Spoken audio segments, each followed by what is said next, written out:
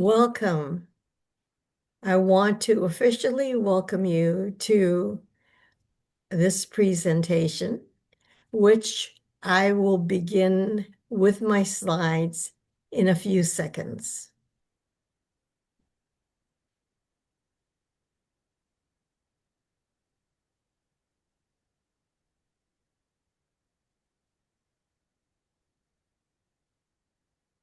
All right.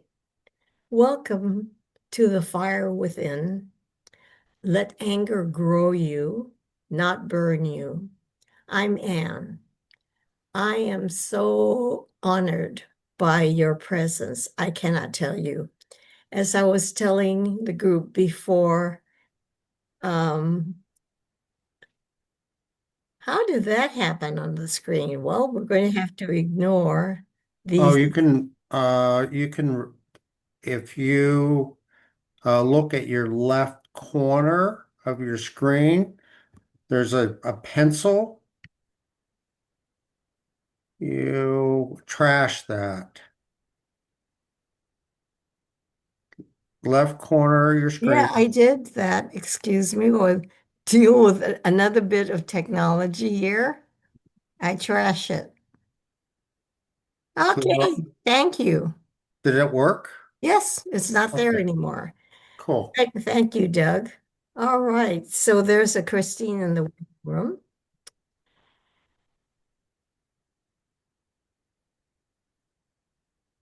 A few notes. You will be unmuted unless um, you raise your hand and we invite you to unmute yourself. Second, of course, we expect courtesy and respect at all times for everyone. Third, questions are welcome at any time. Use the chat with your questions or raise your hand so we know you have a question and write it in the chat, and my co-host will let me know and I will answer it.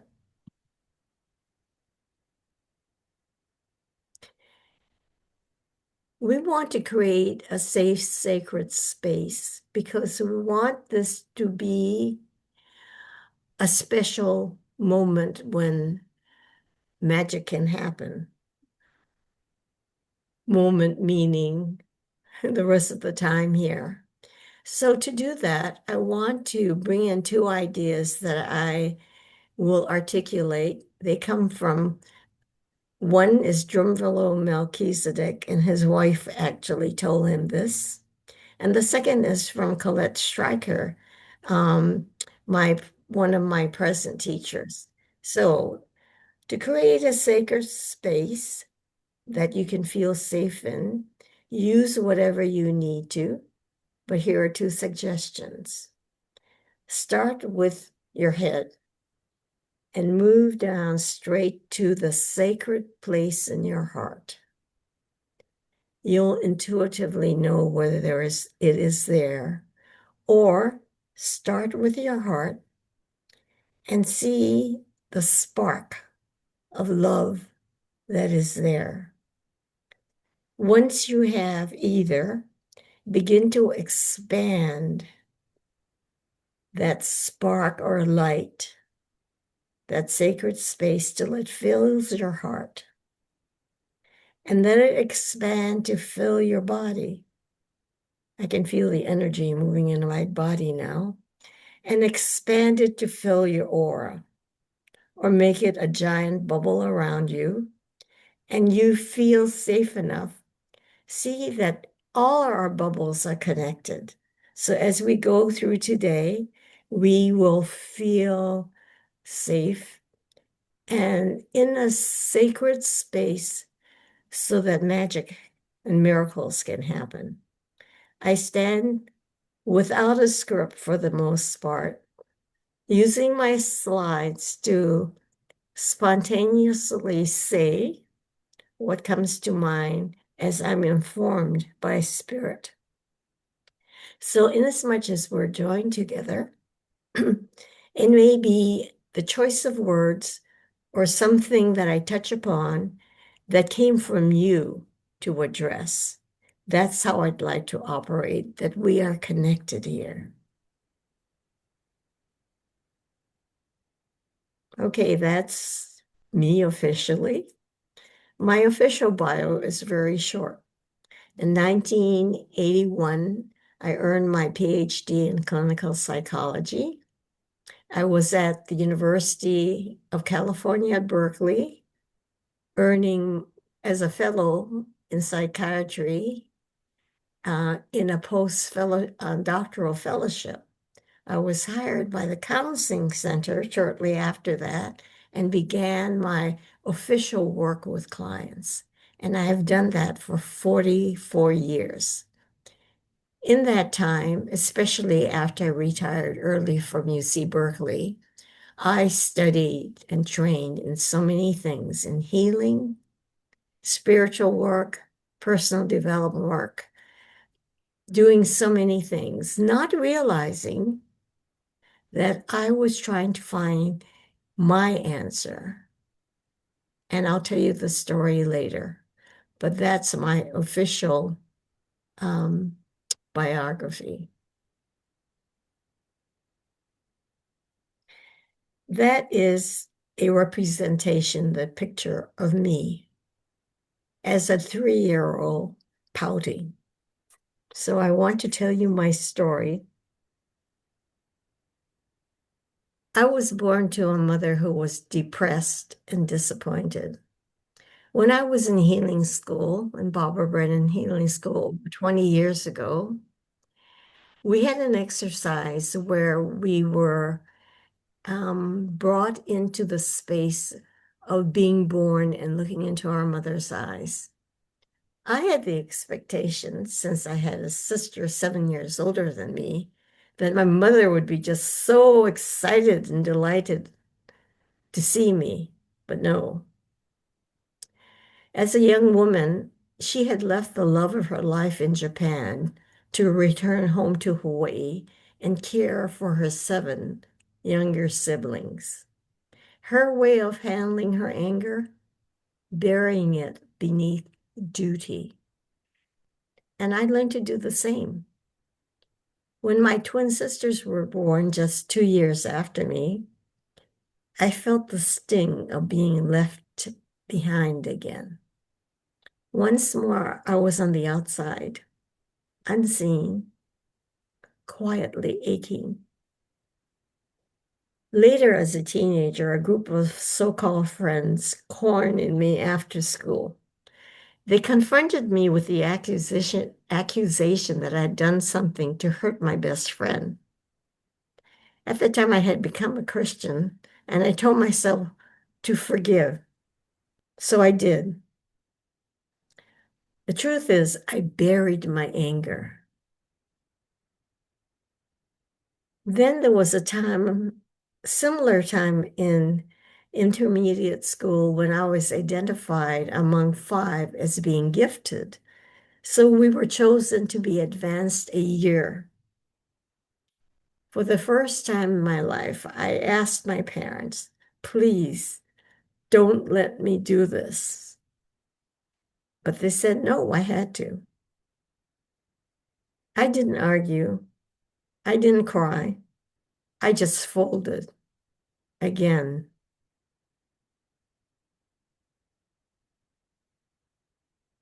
Years later, when my husband betrayed me, I finally felt the anger for one day. Then he talked me out of it. Can you believe it? And I let him. Back underground I went. Each moment was a chance to feel, to fight, to speak. Each time I disappeared, not out of weakness, but survival. I stayed being busy, being good. I succeeded on the outside, professional, polished, productive. But underneath, I was half conscious, disconnected from the truth of my own heart. I remember being in high school and in college, And for decades of my life, being like in a brain fog, I was half conscious. Then 10 years ago, thank goodness, something changed. Intuition broke through the fortress of my intellect with one powerful message. Listen to the cries of your heart. That whisper cracked something open. It led me into the deepest healing journey of my life. I followed it into the work of inner child healing. I created a process to guide others. Then 5 years later came another nudge from spirit to say yes to MAP training. MAP, make anything possible, where I went even deeper. I'll talk to you about this moment in the presentation. Now, this healing helped me reclaim my voice, to feel my anger, not as a weapon, but as a messenger, to feel my heart, not as something broken, but wise, to feel spirit walking with me through it all. So I stand before you today, not untouched by life's pain, but transformed by it, confident, conscious, committed to love. This is what I want for you, to stop running from the fire and to start listening to the wisdom that's been buried underneath all along. So say yes in the chat, find your chat box. If you can relate to success on the outside and feeling inside kind of a mess. So please say yes in the chat.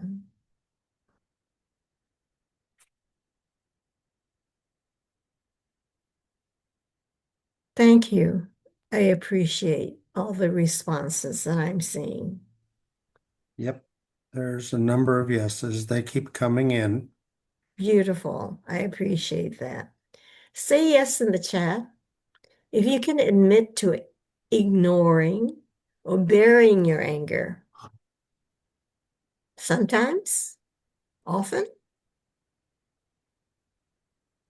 we're at a Again, good beginning. yes, Yes, a number of yeses. good.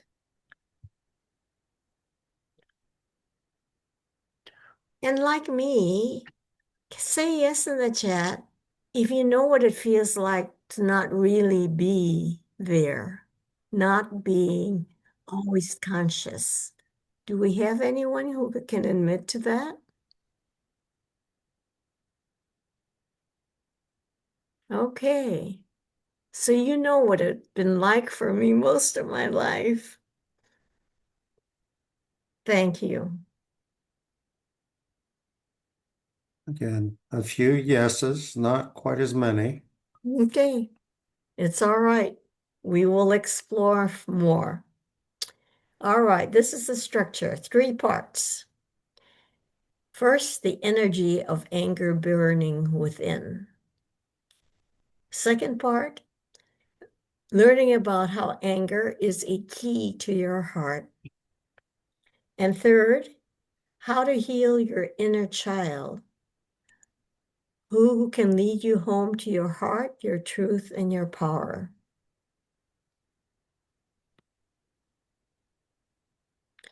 Now, the spirit of this class is I'm going to be teaching, and I'm going to use your awareness to show you how you are right now and where you could be.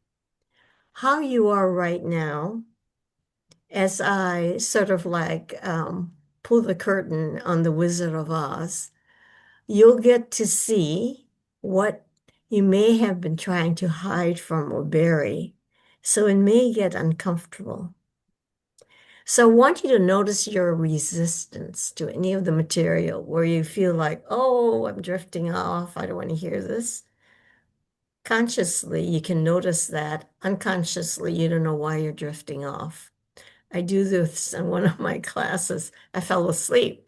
So it's important to notice any resistance you have that's saying, oh, maybe I shouldn't stay here. This doesn't feel comfortable. Maybe she doesn't really know what she's talking about. Any kind of resistance, notice it. Because when you notice, you already have taken power of being conscious. When you're aware, you notice, and it can make all the difference in the world. I do a huge segment on awareness building in my classes. All right. And the last thing I want to say is you need to involve yourself with the material in an experiential way. So I have at least three self-reflective pieces where I pose the question or the issue, and I take at least a minute where you can take your journal, paper and pen, pencil, pen, and journal for at least a minute to spend time with yourself on a particular question. That experience becomes a part of you. And unless you spend time with yourself in this way, all the stuff in your brain won't make any difference. Because have you noticed, you've read so many books, you've listened to so many podcasts, looked at YouTube videos, taken courses, so many things. But since you mostly took the information in your head, you're here today because there haven't been enough changes. So, crucial to this is the self-reflective pieces to teach you to be with yourself so you can begin to change what you create for yourself. First self-reflective piece. How does the energy of anger feel to you? Here are the questions, either or both.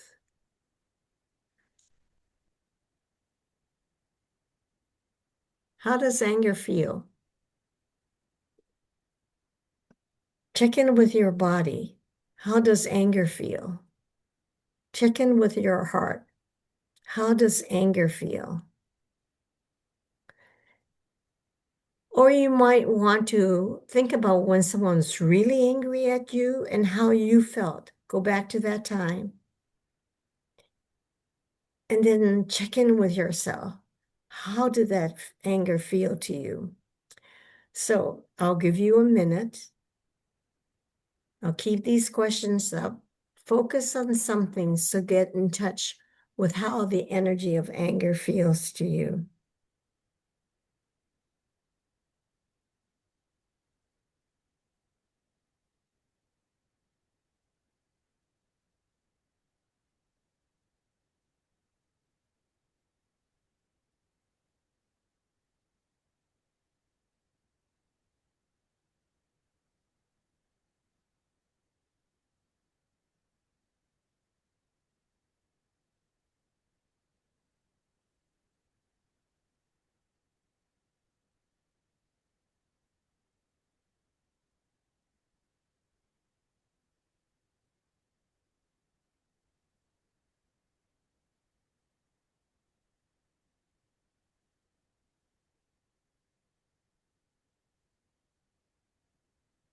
We're getting a number of responses. Ah, Uh, Caroline says sad. Alyssa says tight, closed off. I feel uncomfortable, want to have it stopped. iPad, who I don't know who that is, says poisonous and trap. hmm. Marin says hard to express.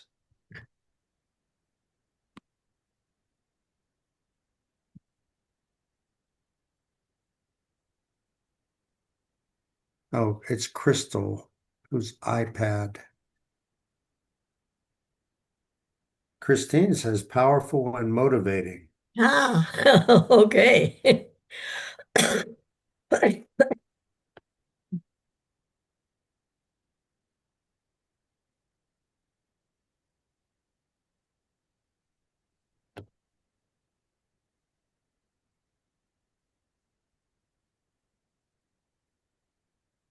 You can interrupt me if others chime in.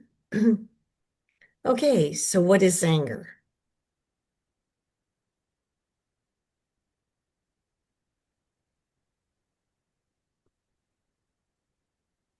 Did you learn in childhood when you were really young? Either being exposed to a very powerful, punishing, angry parent, your sense of it was anger is bad, it's dangerous. You want to protect yourself. You want to protect your siblings, or maybe your mother who got beaten up. Or you might have been told, keep your feelings to yourself. You're not supposed to be that way. Shame on you. So you might have felt that anger is truly bad. Apart from that, as you might realize that anger has huge energy.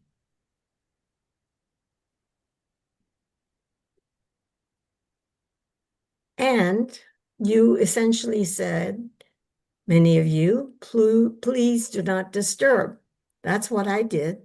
I buried it, I suppressed it, repressed it, or I denied it, avoided it, dismissed it. So, yes, in the chat, if you can admit to doing any of these things, burying, suppressing, denying, avoiding, dismissing. If not, yes, in the chat, name what it is that you do with anger. Suppression is an unconscious mechanism, but you can suppress and push anger away, or you can pretend it isn't there. So please write in the chat.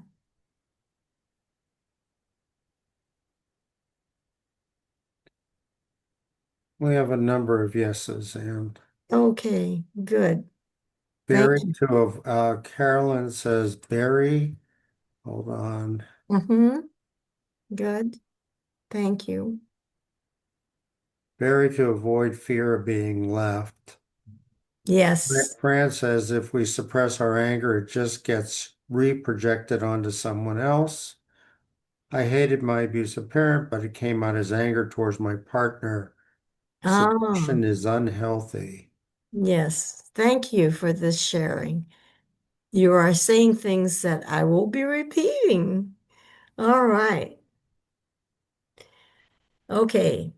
Remember, I talked about anger has such power. It has the power to burn. When anger is kept within, you can feel a numbing. You can feel a numbing like feeling depressed, feeling low, because when you can't just numb anger, you numb your heart, you numb all kinds of feelings, including joy. So if you or anyone reports feeling depressed, that's maybe what's going on. Or a deep, low sadness that's stuck there. Or an active self-blame. So the anger is turned against you in the form of a voice of a harsh critic. Or where you feel you need to do something to make sure everyone's at peace because you don't want anger. Finally, this the part that I was doing, a quiet and constant sense of being disconnected from yourself or from others.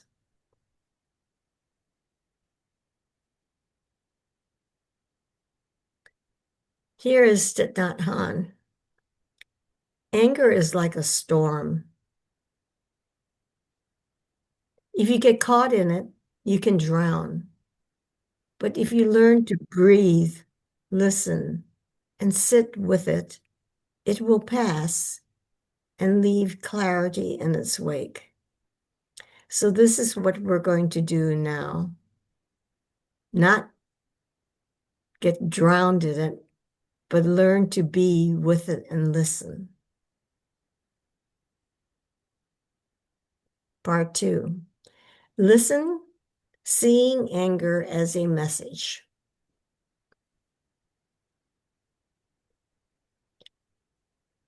I am proposing that anger is no from the heart. No, my needs are not being met. My needs for safety, love, respect.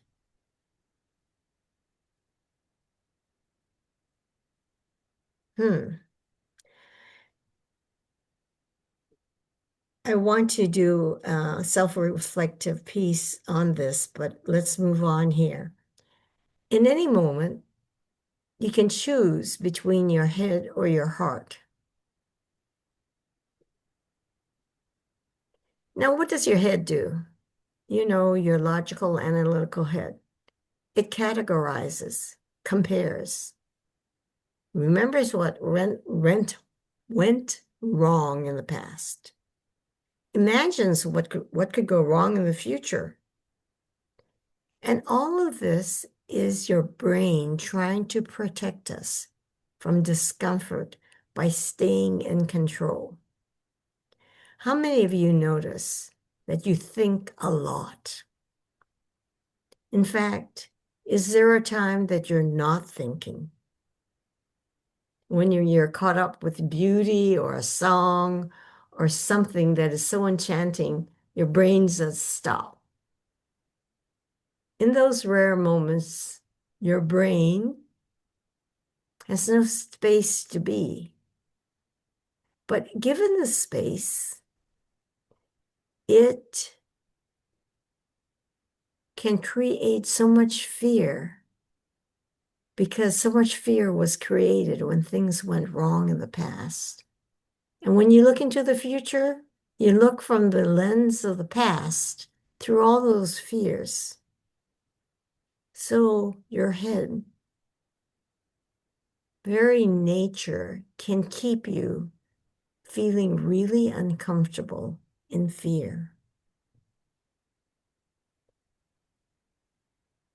So when the intellect leads without the heart, this is what happens. You overthink. You second guess. You disconnect from feelings, needs, from spirit. Or you project. You project into the future, just assuming there'll be a repeat of the past. Or you try to control. You stay safe.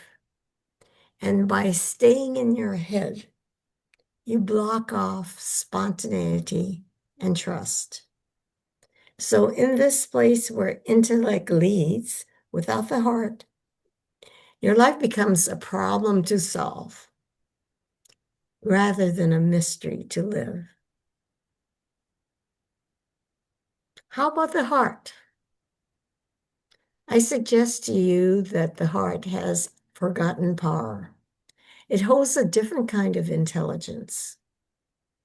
It knows how to pause, to feel. That's where feelings come from. And more than that, to sense what is true, not just what's safe. And as you will learn later on, from my point of view, the heart connects us to love with a capital L, connects us to spirit with a capital S, to the part of us that is eternal and whole. So, we're going to have you listen to a message when you were angry.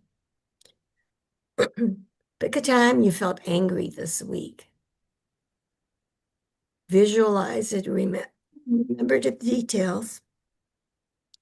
What was the no your heart was speaking? Stay with the anger to listen to its message. What did your heart need instead in that moment? So I'll give you a minute to journal, to spend time with yourself, to look and be with a moment of anger.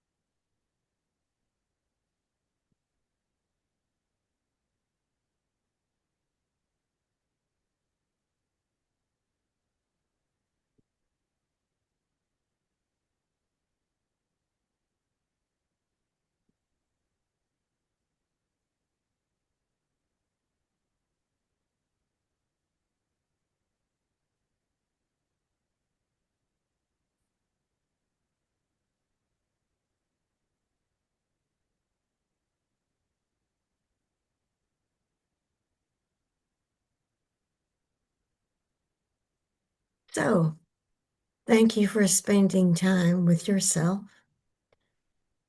Say yes in the chat if you were able to find a message from anger with that exercise.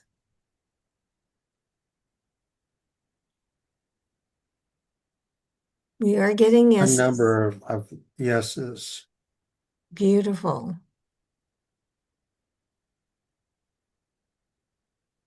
So, what did your heart need instead? You can raise your hand if you want to share or write in the chat, what did your heart need instead?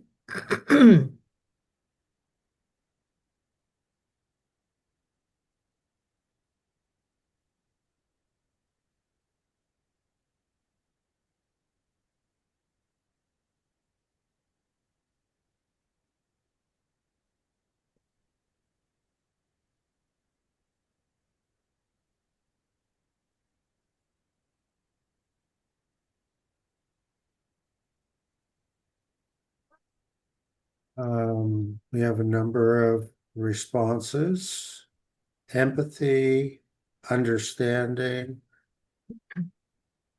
to feel valued, Yes, yes, safety for loved ones, yes, yes. comfort, care, kindness, to know I'm valued, hope for trust, respect, validation, to be seen and heard and understood,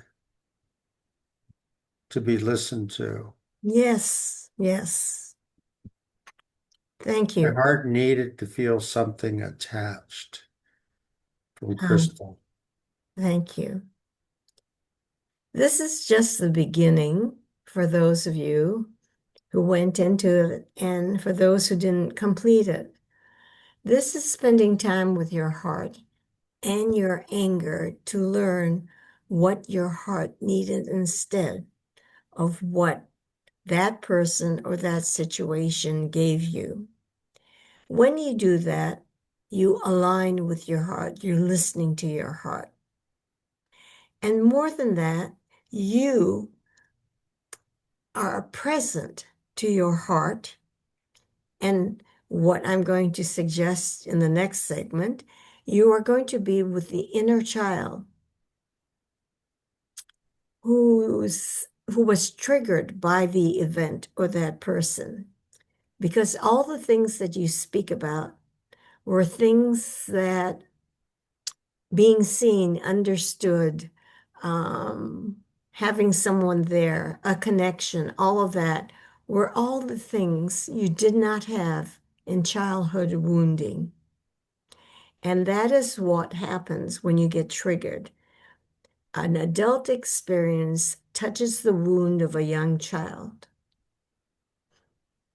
and you can almost feel what the young child is feeling. And if you spend time, you know more of the story.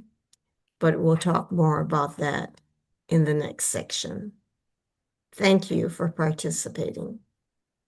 Now,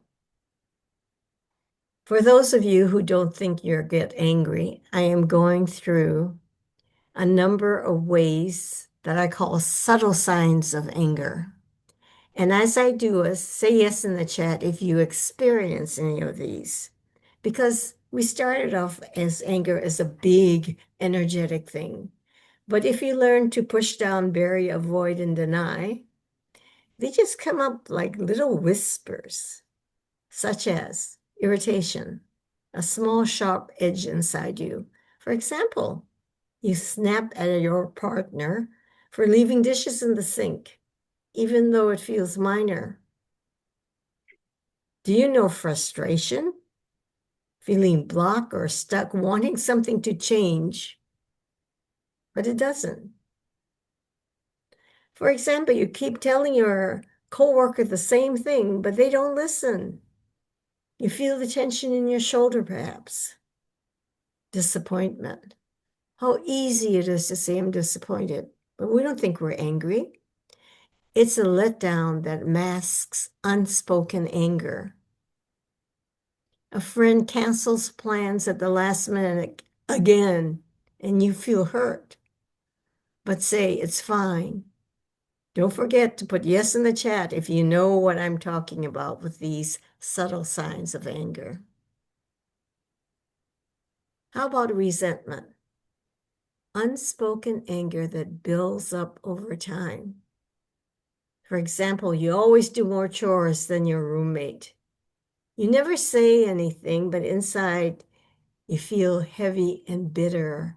It builds up resentment, anger. Or perhaps you know what jealousy is, a sign that you feel left out, unseen, and not valued. Do you realize that's anger? For example, you see a coworker gets praised for an idea you had. You feel perhaps a tightness in your chest. This is jealousy and anger. Say yes in the chat if you know blame. This is a way anger tries to find a target. For example, you blame your partner for making you late when you didn't set your alarm. I notice as I focus on anger, there's so much of the stuff that I become aware of. I notice when anything isn't right, I try to think of who I can blame for this. There it is, the anger is there. Perhaps, how about sarcasm? A hidden jab that carries anger's bite. Saying, well, that was smart when someone makes a mistake. I think I know this one too. It's coming out more and more. Say yes in the chat. If you know withdrawal or cold silence, you push away anger by shutting others out. For example, you stop talking to a friend after they hurt you, but you never talk to them about it. You just go silent. Or chronic complaining, repeating the same story again and again without naming the anger underneath. I found this one just recently. So you always talk about how unfair your boss is, but you never speak up or set boundaries. So I hope you said yes in the chat to acknowledging these subtle signs of anger? There are a large number of yeses. Oh, I'm so glad. Then it was productive. All right, how are we doing in terms of time? We're doing great. Now moving to part two. Anger is a key to the inner child, as are beliefs and patterns. Now, I've already hinted at, but I will describe completely the inner child. The gifts are triggers, anger being the loudest, but there's also fear. The inner child felt fear and felt sadness. We just explored anger. Beliefs, these are the impressions of the world. We'll go over a number of them so you'll get the idea of what they are. And patterns to survive. This is so key. Well, so is the rest. But I will go through patterns, describe them, give example, because these patterns, unless you have healed the inner child, they write the script that run your adult life. So if things are not going right and you've tried to fix and fix, it's because you haven't gotten to the heart of it, the wounded inner child. It needs, she needs, he needs healing so that these scripts can go. This will become more obvious to you as we move along here. Okay? You have a choice between surviving or thriving and healing.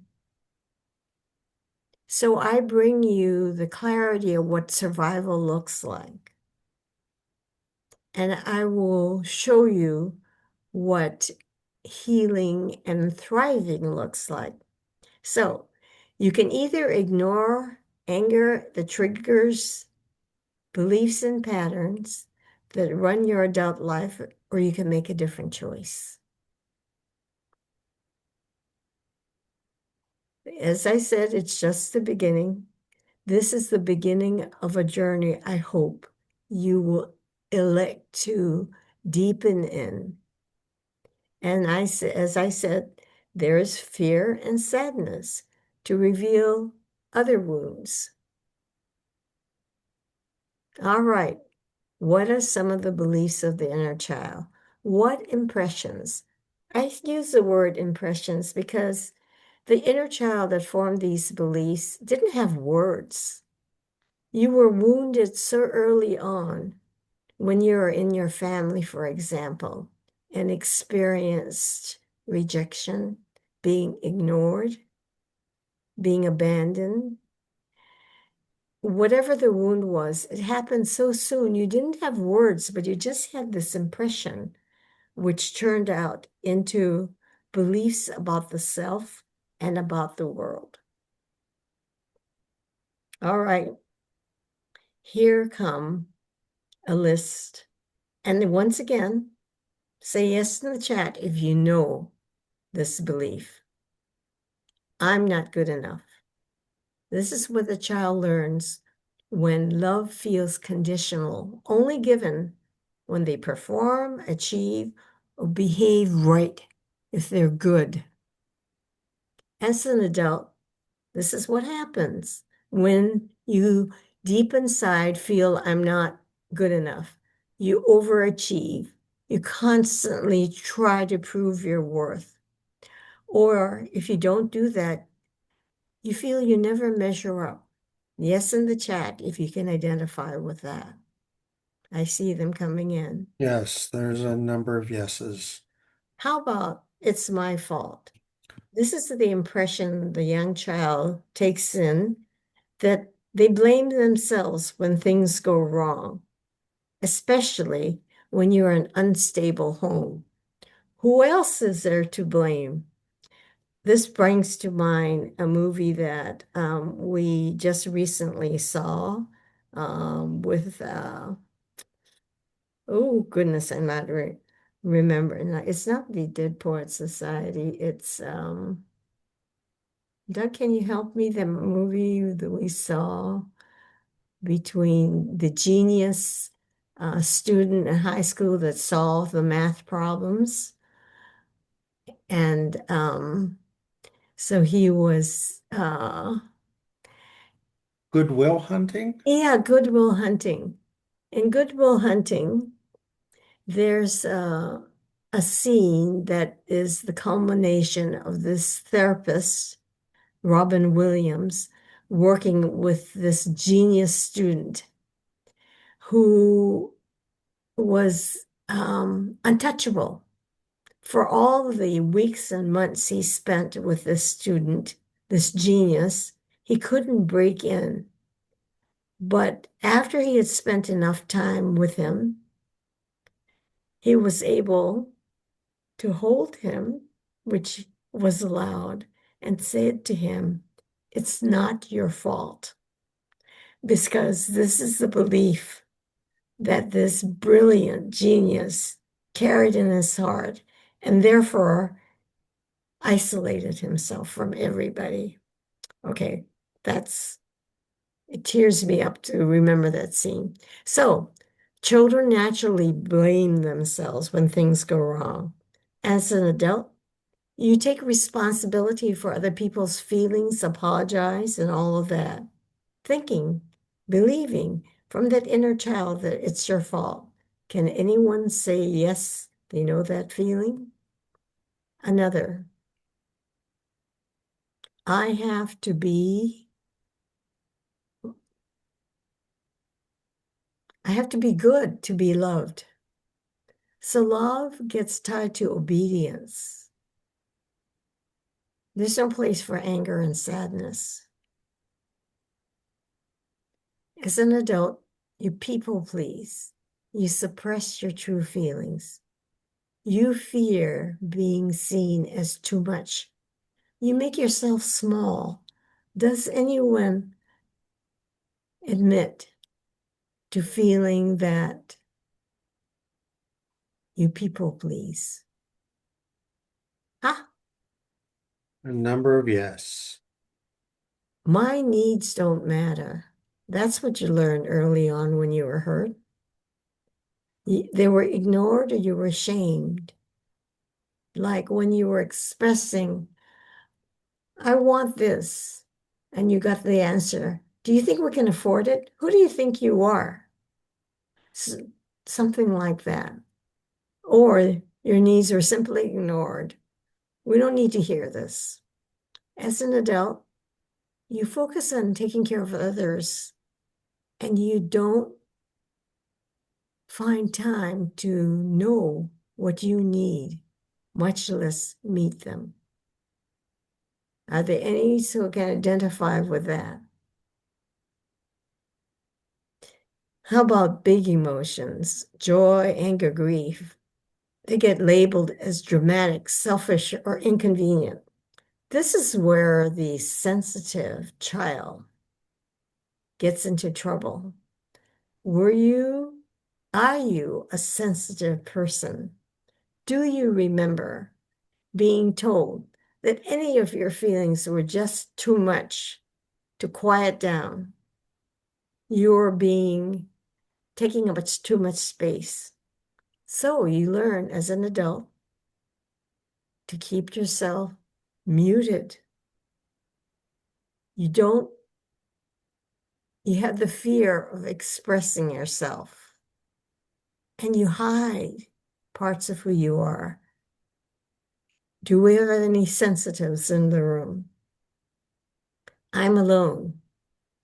When emotional support is absent, the young child gets the impression that no one is there and no one is ever coming. So as an adult, you feel you're alone. So how can you ask for help? It's all on you. And guess what? In that state, you feel safest being alone. You're used to it. Anyone admitting to being feeling I am alone. There are others. I can't trust anyone. I have to earn love. Anger is bad. I'm not safe. The world is a hostile, scary, unfriendly place. There is nothing but scarcity in the world, scarcity of money, of love, of safety, and on and on. There are many beliefs to look at and to heal the wounds creating them. All right, take a deep breath and sigh out. Another one, deep breath and sigh out. We're now going to cover patterns of the inner child that were hinted at in the formula list. Okay, number one, the people pleaser. You always say yes to anything because you want to avoid conflict. You want approval because approval makes you feel safe. So you take on extra work, agree to things you don't want to do, and you silence your own needs. So your boundaries are blurry or missing it completely. Resentment builds and you feel exhausted and unseen. Say yes in the chat. You can identify the people pleaser in you. Second, the overachiever, constantly wanting to prove your worth through doing and being successful, and nothing feels enough. You can have awards, promotions, but still inside, it's not enough. So you never experience joy or rest because you're doing and doing and doing. You're burnt out and you feel empty. Say yes in the chat if you know the overachiever in you. We're Ah, getting a number of yeses to these patterns. good. I'm glad you're able to identify them because that's the beginning. The perfectionist believes mistakes mean rejection or failure, so you control every detail. I have been a perfectionist most of my life, and my unconscious imperative, don't make mistakes. Don't make mistakes. And it goes way back. So, for example, you spend hours rewriting an email. You replay conversations in your head because you need to get it right. What happens? Creativity dies. Nothing ever feels done. You can't rest. Oh, fear or criticism steals your peace. How many can find pieces or huge pieces of the perfectionist? Number four, the lone wolf, doing everything alone because you don't trust anyone to help. You feel safer because you know you can do it right. You can't trust others. So you never ask for help, even when you have so much to do. You can't do it all, but there's nothing in you that wants to ask for help. As a consequence, you're constantly exhausted. Collaboration, connection, that's scary. Do you have the lone wolf in you? Yes, in the chat if you do. The chameleon. This is the person who who becomes what others want them to be. So they have no connection with their authentic self. So you change your speech, your dress, and actions depending on who you are around.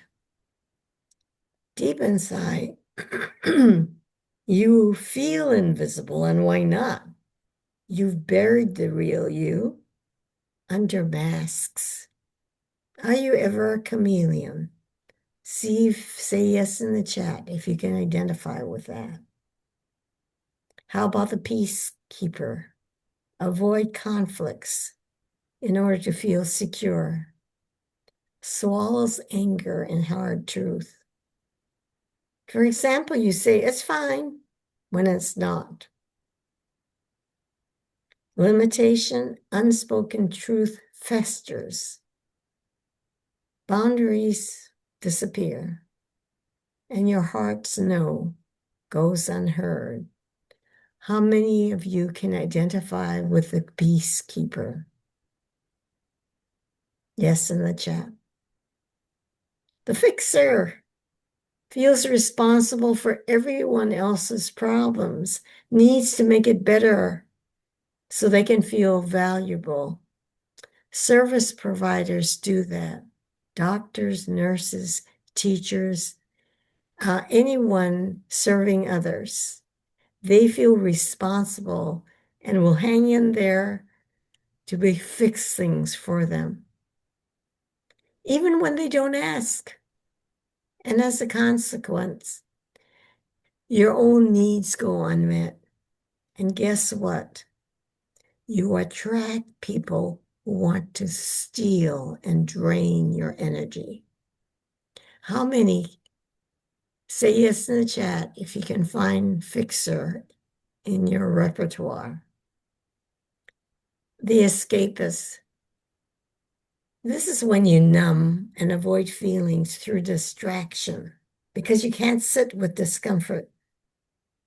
You scroll endlessly through news, through puzzles, through games, through social media, or you constantly overeat, or you binge TV, or do video games. You see, you keep being busy so you don't feel, and your old wounds stay hidden and they still run the show. The escapists can't heal because they're not in touch with their feelings. Say yes in the chat if you have a bit of the escapist in you. There's people that Fran admitted to TV, movies, and social media,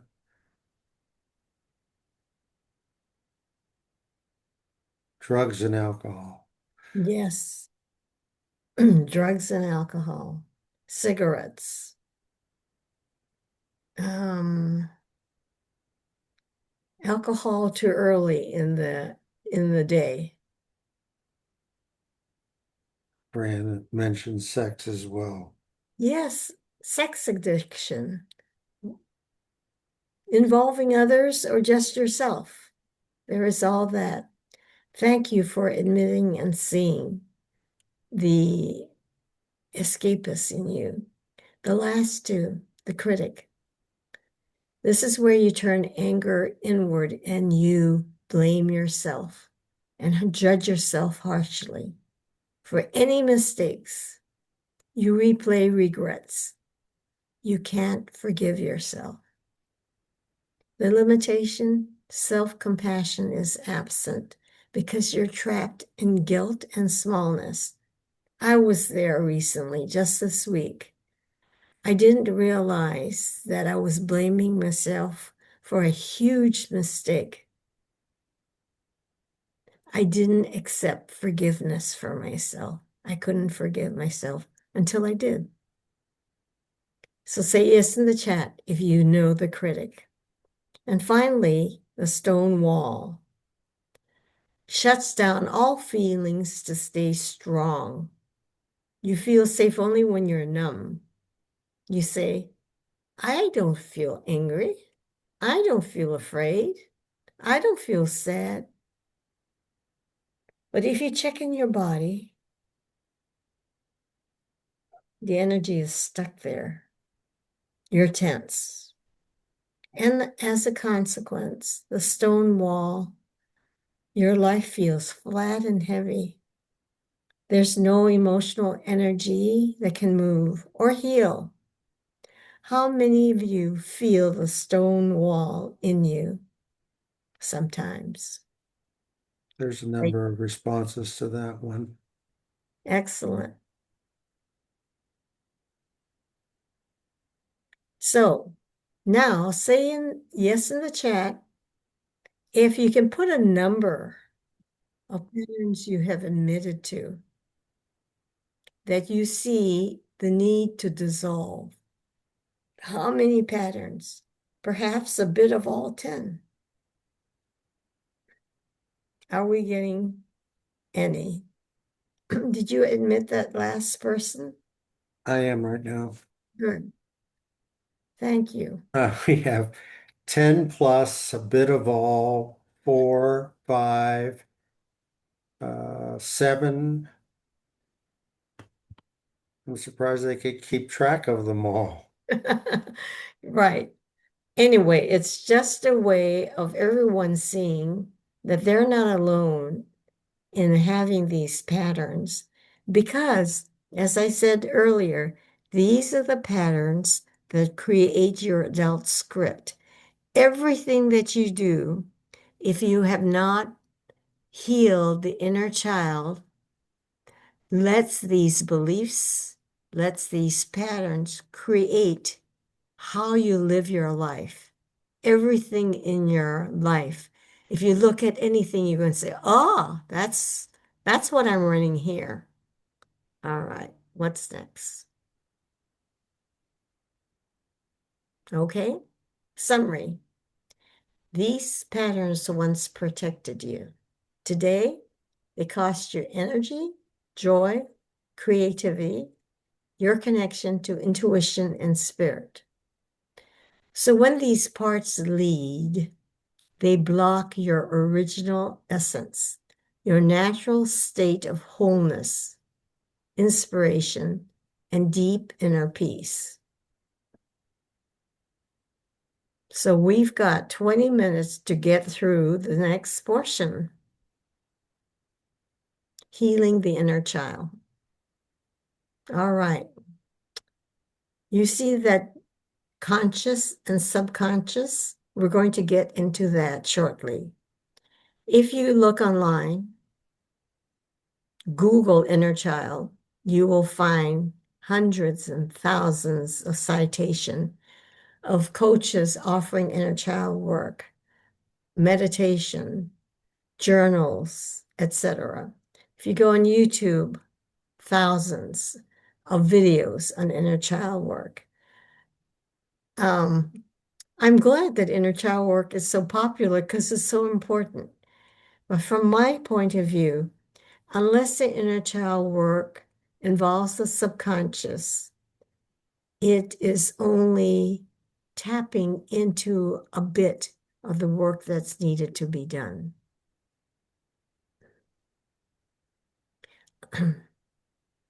This is so important. The subconscious creates your reality. It's with us all the time. It's very, very powerful. How powerful?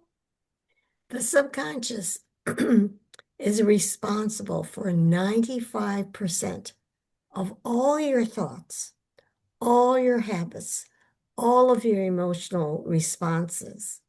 So if you don't ally and find a way of working with your subconscious, you have the cards stacked against you. It's like trying to push the boulder up the hill, the myth of Sisyphus. It's very, very hard. What do I mean?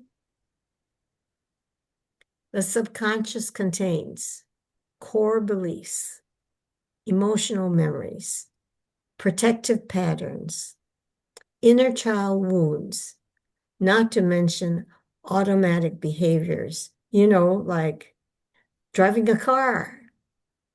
Sometimes you forget you're driving a car, but you're still driving it competently. The subconscious is doing that. or getting up in the morning, making a cup of coffee, going into the shower. You don't think about it, you do it automatically. All of your habits are automatic. I learned I have the automatic habit of putting my left arm into my jacket. And since my arm is hurting, I get reminded, can't do that. Actually, it's my right arm I do first, and the left hand has trouble. Nervous system responses. Have you heard of the fight, flight, freeze response, the PTSD response? Many of us run it without realizing it. That's all in the subconscious. And the collective consciousness is there with the archetype and the symbols. So truths are there. So those things are like way beyond what we can cover here. But the subconscious contains everything. So the cartoon at the right, we have met the enemy and he is us. That's kind of tongue in cheek.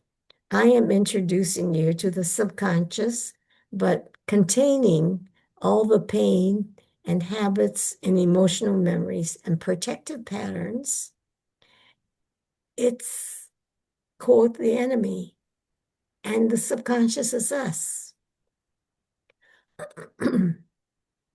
Now I want to introduce you to MAP, Make Anything Possible.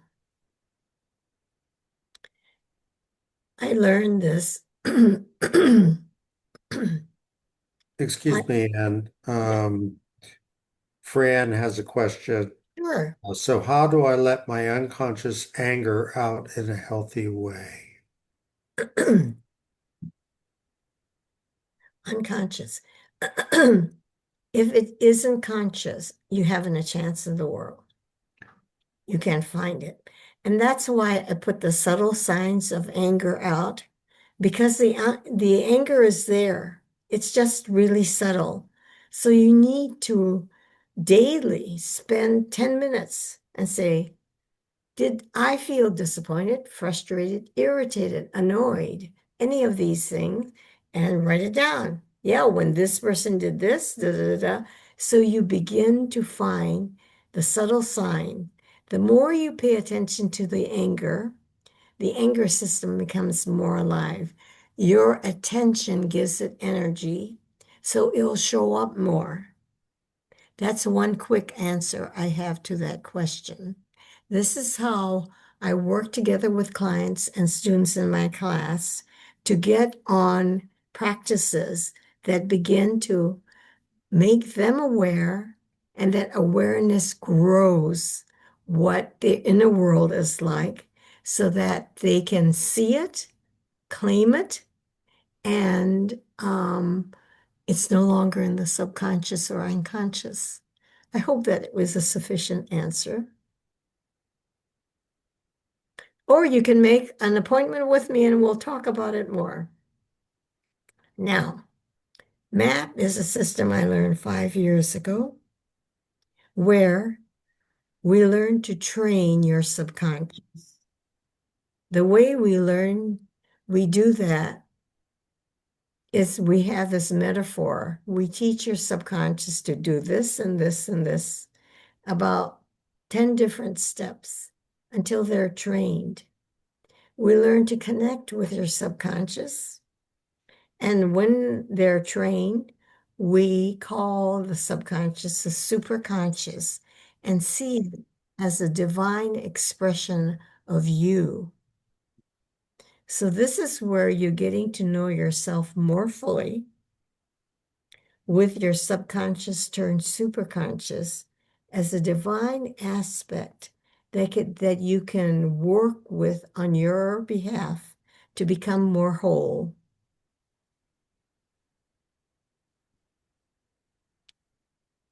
This is a testimonial from Tracy.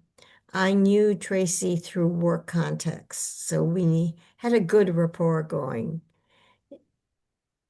She did one map session. Here's a summary of what she said. It was life-changing. a safe place because of our connection. She had light bulb moments that shifted her deeply. After so much trauma and loss, reached the hidden parts of me and helped me to release what I've carried so long. And this was what is extraordinary. In a work situation, I knew nothing of Tracy's history. And when I heard what it was, I was astounded about the amount of trauma. And because it was all out there, the memories were there, superconscious was able to treat all the pain, all the intense feelings, the beliefs and strategies in one sweep to make sufficient progress so that it made a big difference for her.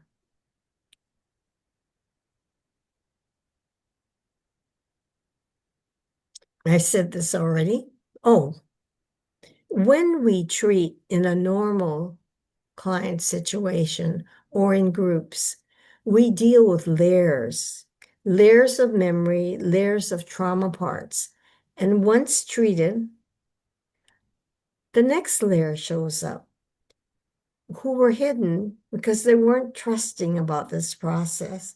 And then they're reveal their memories, their beliefs, their patterns, so they can be treated. And so we work deeper and deeper, partnering with the superconscious to heal them for good. Quick quotations, a summary from Jack Cornfield. The goal is not to harden our hearts, but to keep them open, undefended, and alive to love, even in the face of pain. The undefended heart is the goal of spiritual practice, according to my last spiritual teacher, Miranda McPherson. Saint Supri, it is only with the heart that one can see rightly. What is essential is invisible to the eye. Carl Jung, your vision will become clear only when you can look into your own heart. This is the work that I am proposing and covering in the presentation here. The trauma parts with the beliefs and patterns is your wall around your heart to help you survive and keep your heart from being hurt again. So the inner child work helps to dissolve that wall so you have access to your heart with its inner wisdom and connection to spirit and unconditional love.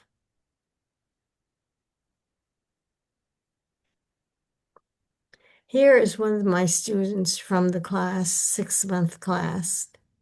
She speaks about the inner child and working with that. She talks about having boundaries. I love this part. Today I feel more like the tall redwood I sit under, grounded, connected to the God of my heart, and free to let my soul speak. This is the end of the journey to connect with your soul and your heart and the God of your heart.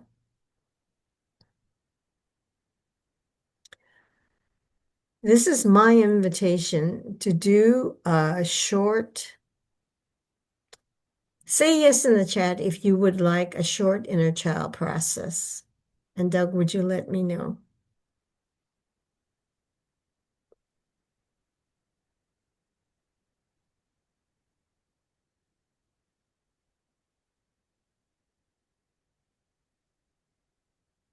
Hello?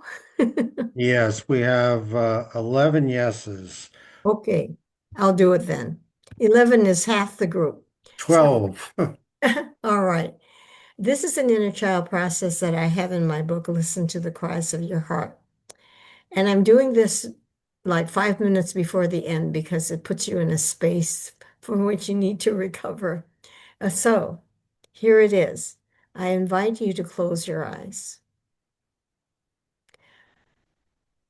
And in this space, I want you to get deeper by paying attention to your breathing. Yes, focus on your breath, the air moving in your body.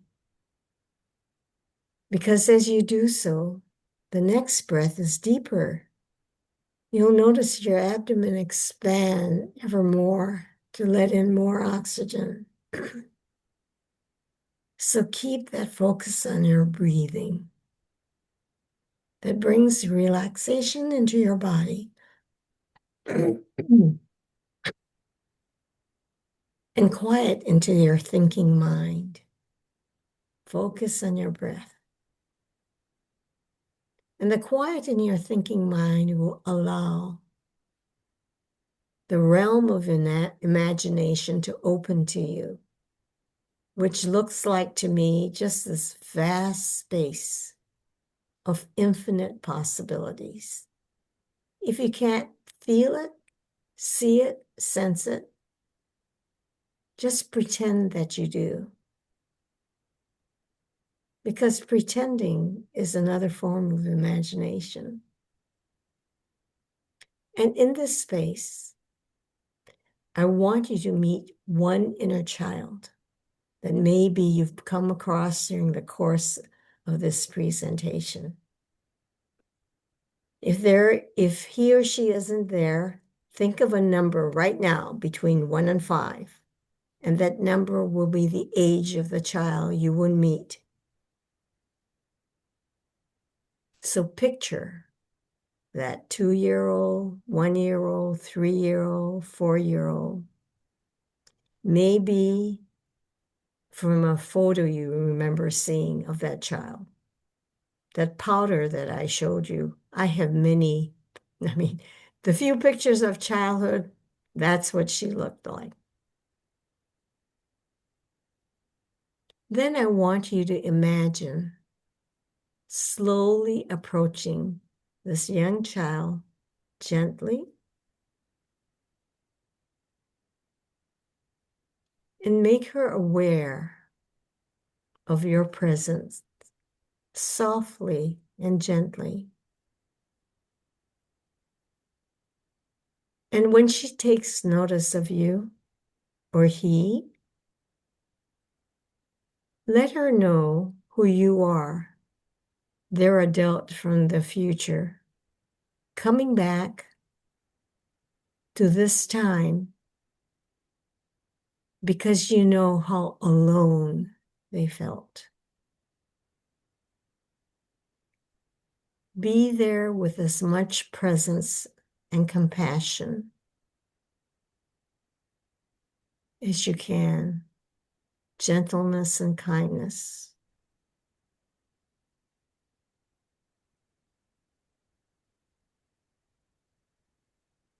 Build a rapport,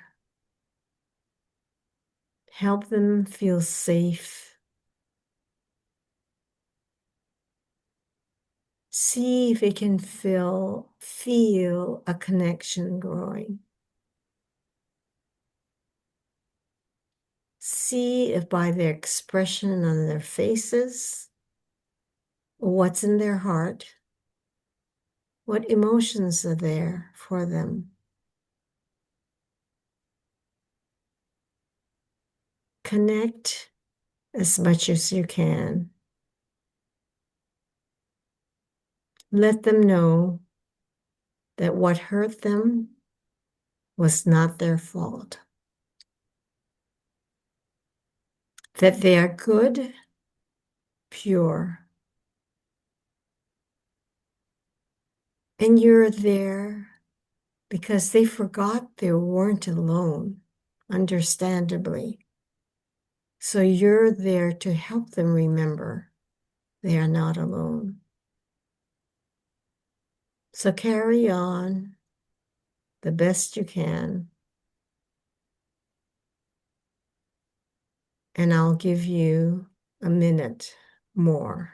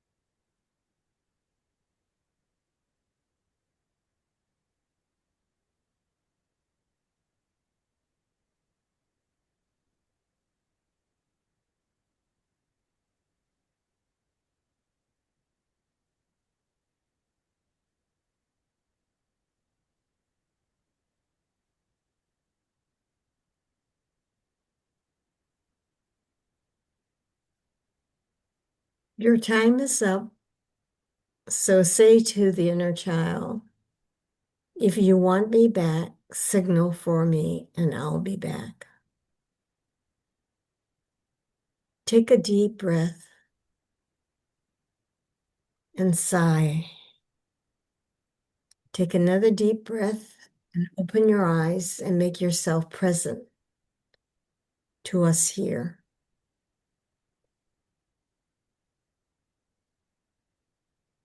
And when you become conscious, please share in the chat whether you felt a connection or write anything that came from that process.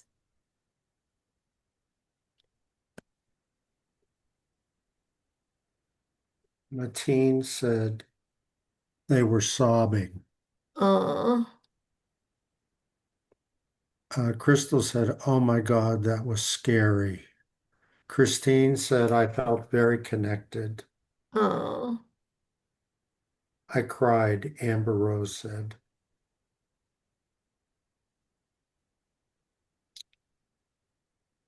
Crystal said they left her. that the child said they left her.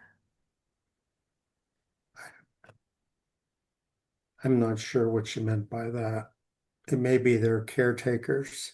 Mm-hmm. Carolyn said connection, being held and comforted. Angela said she felt connected. Good. Crystal felt abandoned. Okay. Then I will assume that that's how the child felt. Hmm. Yeah. I appreciate your saying this, sharing this. We are now 1 minute after the time our presentation was to stop, but I'm so glad I gave you a taste of the kind of work I do. So you can interrupt me, Doug, as I finish with this. Say, There's a yeah, number of people expressing their gratitude, saying the presentation was great, that they appreciate you sharing your wisdom.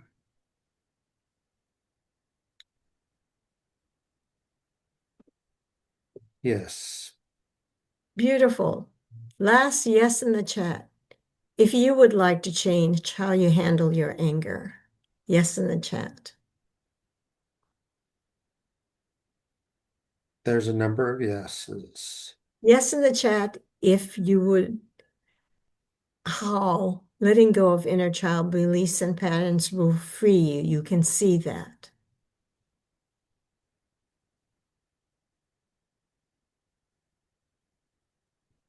Number of yeses again.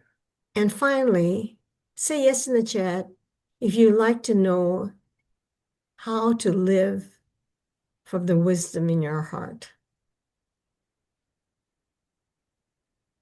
Again, a number of yeses.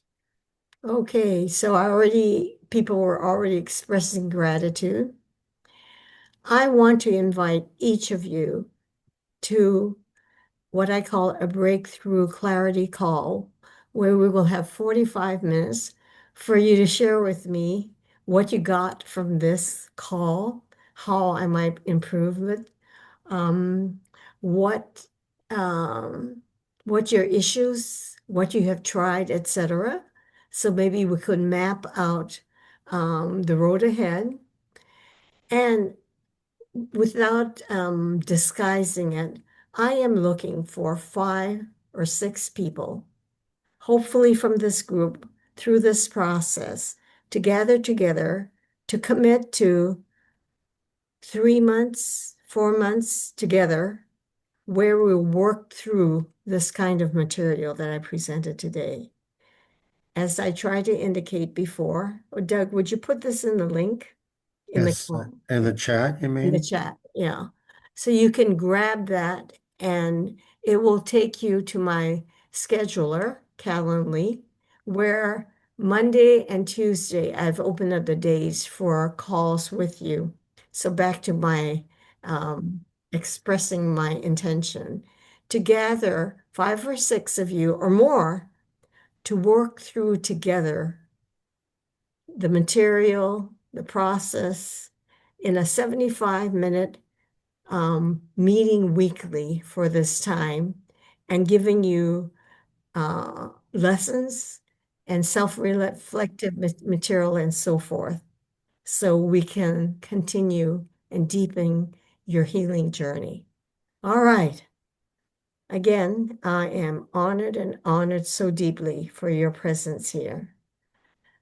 Got a big smile on my face. I know what? I can stop the recording if I find it. Where do? There is a question Yeah. from Fran who asked about rage rooms or anger rooms where you punch pillows, push a wall,